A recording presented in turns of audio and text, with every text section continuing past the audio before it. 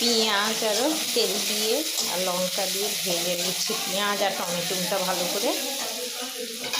এই যে সর্ষে আর পোস্ত বেটে নিয়েছি।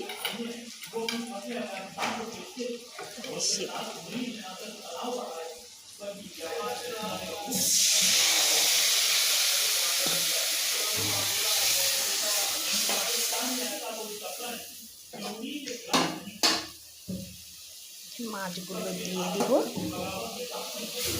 আর একটুখানি জল দেব, বেশি দেব না। একটু পার্শে মাছের ঝাল দেওয়া। এই যে পার্শে মাছে পাবদা ট্যাংরা এই যে ঝাল দেওয়া হয়ে গেল। আর অল্প একটু জল দেব। এই যে দেখছেন পাবদা ট্যাংরা।